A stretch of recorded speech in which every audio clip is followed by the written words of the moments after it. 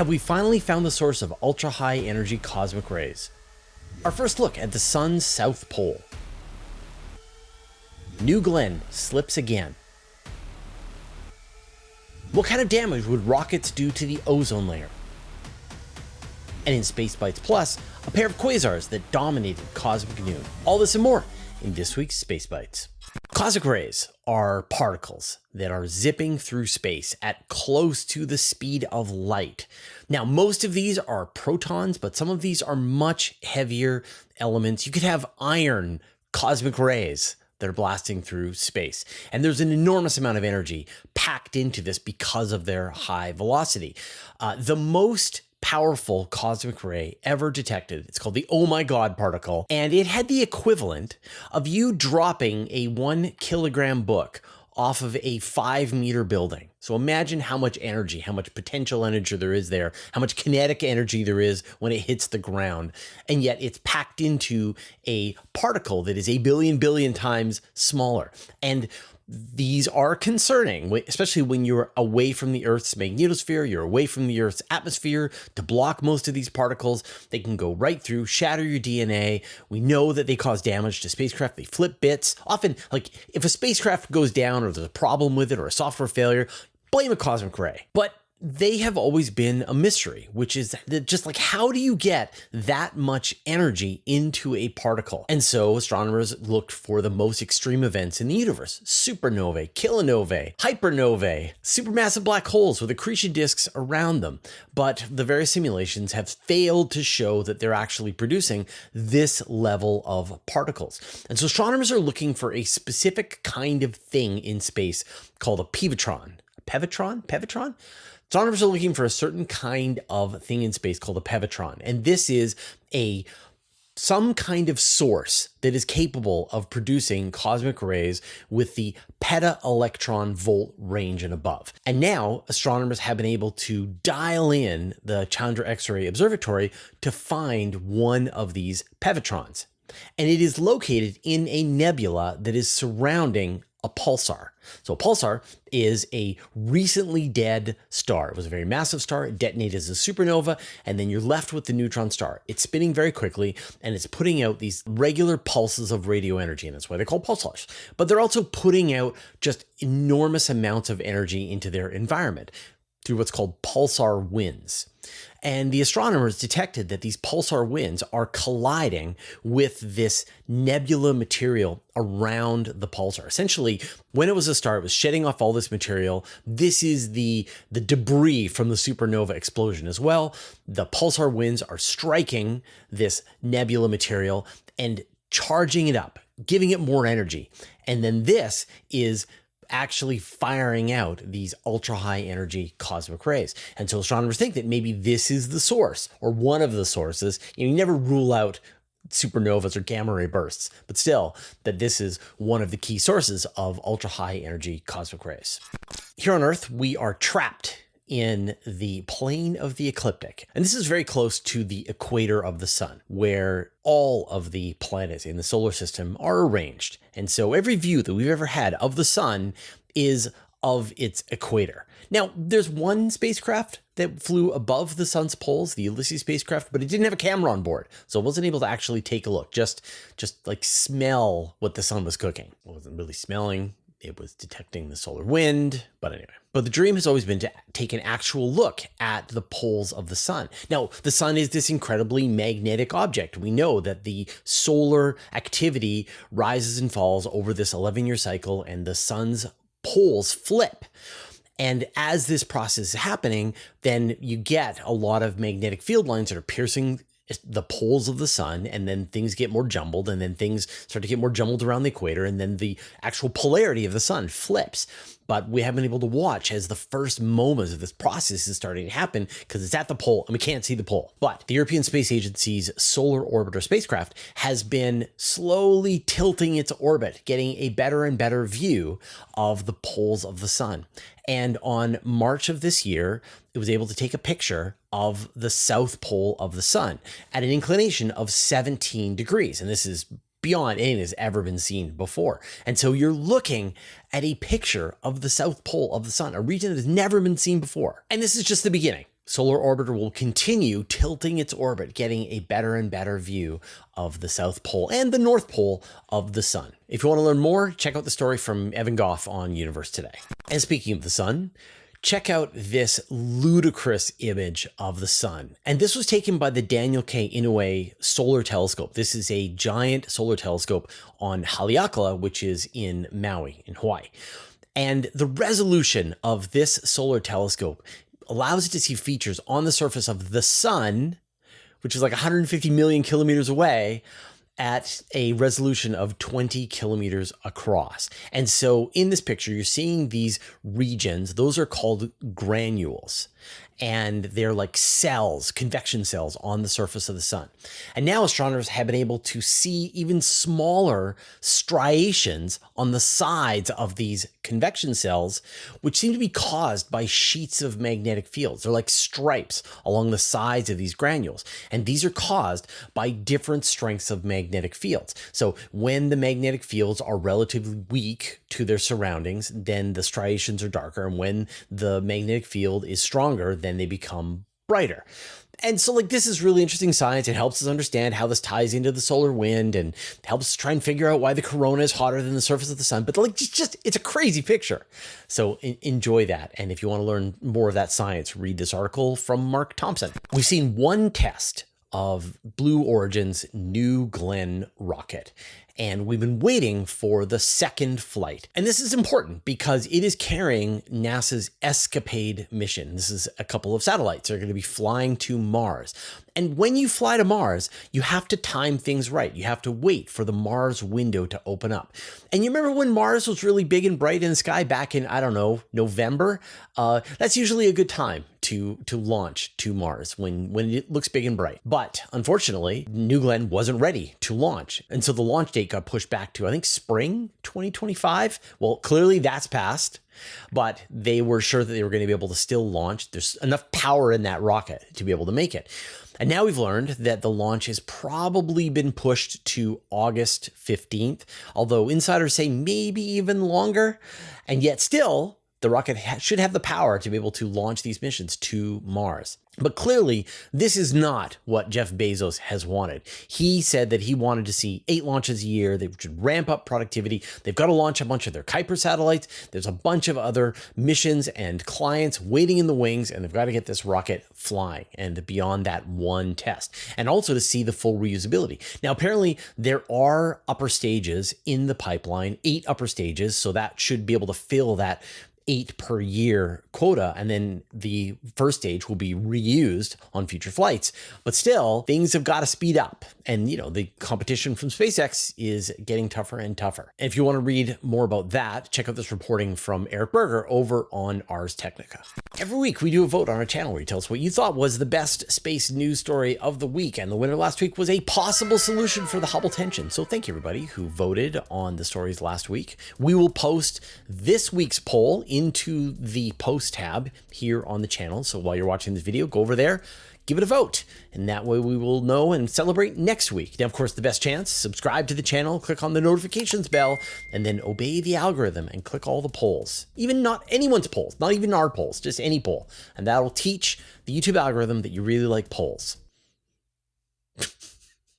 That's very dirty. That you really like to vote? That you're a voter? There you go. That'll teach the YouTube algorithm that you're a voter. Vote early, vote often. People have wondered about the long-term effects of rocket launches on the environment. And, there's a bunch of concerns here. You've got the greenhouse gases that are coming out of the exhaust plume as the rocket is taking off. No matter what you've got, whether you've got water as the exhaust gas, whether you've got, methane putting out carbon dioxide and methane, you've got some kind of greenhouse gas. But then people are also concerned about the particles as spacecraft and satellites re-enter the Earth's atmosphere. They break up. You're adding aluminum to the upper atmosphere, other chemicals in ratios that maybe are beyond what the atmosphere's carrying capacity would be, and you might see some kind of effect. But another issue is what kind of damage could rockets have on the ozone layer? Now, obviously the ozone layer, we started to damage the ozone layer because of our use of chlorofluorocarbons. The world signed some laws agreed to dial back the use of those chemicals, and the ozone layer has been recovering. But there are chemicals in solid rocket boosters that can also damage the ozone layer. You get chlorine, which can set off a cascade of chemical reactions that causes damage to the ozone layer, as well as black carbon that's coming out of these solid rocket boosters. And so a new paper has asked, how many rocket launches would it take for us to start seeing damage to the ozone layer? Our current launch cadence is about 200 rockets a year, but that has been growing. And that if it just continues on this same path, then we will eventually get to 800 launches a year and 2,000 launches a year. And at a certain point, say at 2,000 launches a year, we would now be causing degradation of the ozone layer by about 0.3%, according to the researchers. Now, they say that if you can keep the launch numbers down, say below 800 in the 700 range, then the amount of material that you're putting into the atmosphere won't overwhelm the ozone layer's ability to self-regenerate, as long as we're not also producing chlorofluorocarbons. And so there's going to be some kind of future numbers. We're going to have to keep an eye on that, or change the kinds of rocket motors that we use if we want to minimize the effect on the ozone layer. And speaking of climate change, temperatures are continuing to rise. And, obviously, hopefully we can continue growing our use of renewable energy. We can finally solve carbon sequestration. But if that doesn't work, then countries might start taking this into their own hands, doing something called geoengineering. And this is where you start to change the planet itself in ways that could reduce the impact of climate change, putting particles into the upper atmosphere that might block the sunlight, putting chemicals into the oceans that will increase the rate of carbon absorption. So you can imagine all these things. But one idea that's kind of out there, literally, is that you could fly a spacecraft to the Earth-Sun L1 Lagrange point and deploy a giant sunshade. And then it would cast a shadow on the Earth, and you would dial that in to decrease the amount of total illumination that's falling on the Earth, and you would be able to counteract the effects of climate change. Now, that sounds difficult, to fly a giant spacecraft out to the L1 point. And, there are potential side effects that we haven't even considered yet. This is always, if you're going to try and change an entire planet, there are unforeseen consequences waiting for you. And so a team of engineers have proposed a prototype mission that you would actually send to test out whether or not this is going to work. This would be a small spacecraft. It would fly out to the L1 point. It would deploy an 81 square meter solar sail that would then cast a shadow onto the Earth, and they would be able to pinpoint this spacecraft, calculate how much illumination is being blocked by the shadow, and then sort of figure out how many of these, or how much of a bigger one you would require to be able to actually have a significant impact on climate change. We got a story about this by Mark Thompson. Now, I just did a really cool interview about the center of the Milky Way, and so you're definitely going to want to check that out. We'll put a link in the show notes. But now that we're on that topic, let's talk about star formation at the center of the Milky Way. And astronomers see a lot of these giant star-forming regions, these molecular clouds that we see across the universe. And generally, you get, with big clouds, the largest stars forming. Smaller clouds, smaller stars forming. But in the center of the Milky Way, there are molecular clouds that are large. They can be hundreds of light years across, and they should be forming some of the most massive stars that you would see, just like you would be seeing them in other large regions of star formation. And yet, astronomers find the smaller stars, but something is stopping the growth of the largest stars. And why this is happening is a mystery. You're just not getting the big stars in these star-forming regions like you do in other places. And one possibility is that we know that the center of the Milky Way is this highly radiative environment. There's a lot of stars packed close together, blasting out radiation, and this could be preventing, essentially quenching additional star formation on these largest stars. And another possibility is that these aren't molecular clouds in the way we understand them in other star-forming regions, that there's something different, they behave in a different way, that there's magnetic fields surrounding them in ways that are sort of preventing star formation in the same way.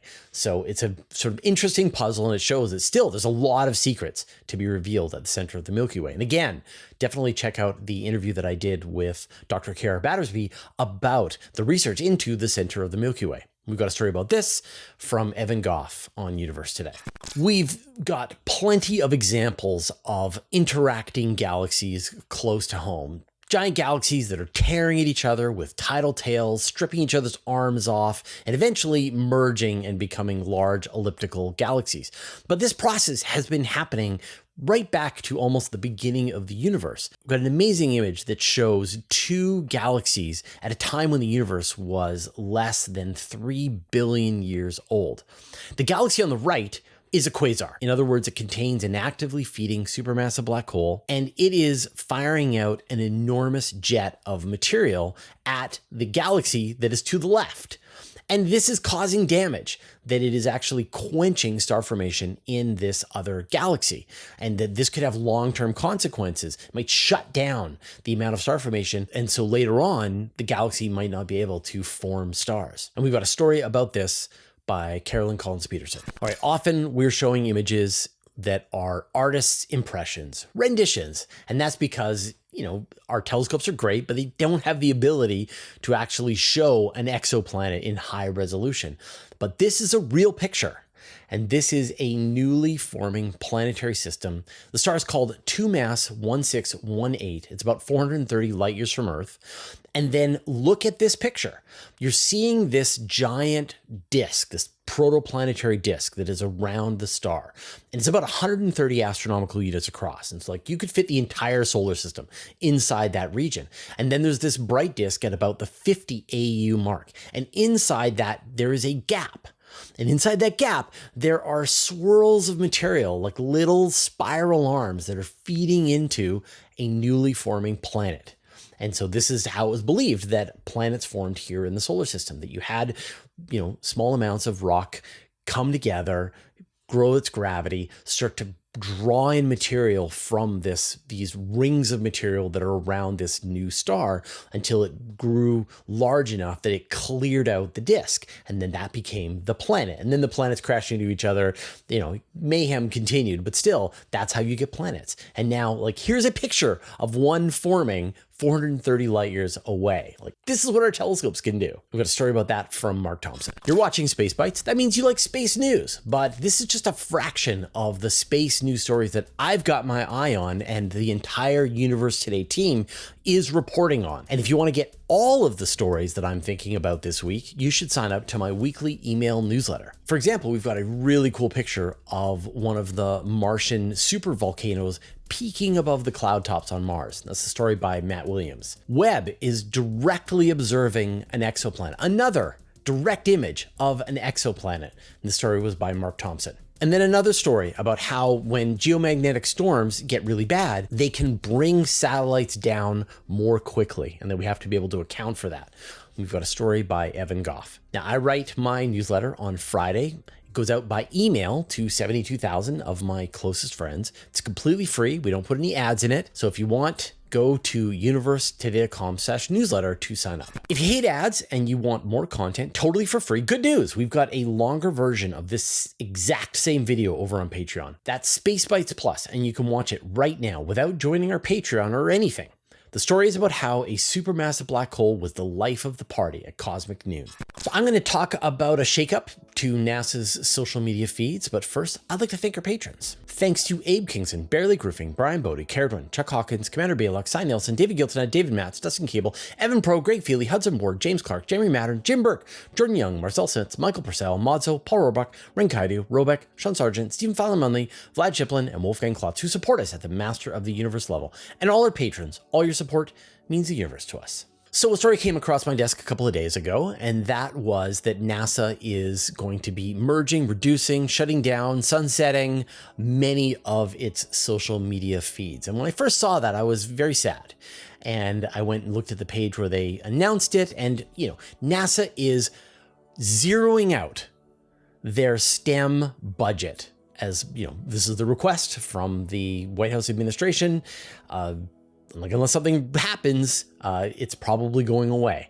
And part of this education process is communicating stuff out onto the internet through these social media feeds. And so you're going to see all of these efforts of communication by NASA go away. And like, when I first heard that, like, I'm really sad because, you know, these are very active feeds. People have, someone at some small group within NASA, say people working on the Voyagers or people working on specific missions, they use this as a way to communicate the work that they're doing directly with the public. And so you don't have to wait for things to move through this giant bureaucracy. People blog and post new pictures and can be kind of whimsical and yet reach out to an audience that just can't get enough space. And it's going to be really sad to see a whole bunch of these feeds go down. At the same time, I didn't realize how many feeds NASA was managing. If you actually go to the social media feeds page and you scroll and you scroll and you scroll, and they just keep going on and on and on. And this is just the kind of example of the practical losses that we're now going to be experiencing with all of these cuts. They're going to be cutting the Lunar Gateway, but also they're going to be cutting a lot of the ways that they communicate the work that NASA does to the public. And I can't think of a more inspiring story for innovation and exploration and adventure than what's happening with NASA. And I'm most excited by when the people who are actually working on the missions have the ability to just talk about what they're doing. And it's going to really suck to see a lot of the stuff go. Same time, these should be RSS feeds. I'm a stick in the mud. I really like my old technology, but I really wish that a lot of the stuff would just be transitioned over to RSS feeds. Still communicate. I'll watch them all, and then they can just focus on just a couple of feeds. So we don't know what the final phase of this is going to be. I will definitely report on what that's going to turn into down the road. But for now, enjoy these feeds while you still can. All right, we'll see you next week.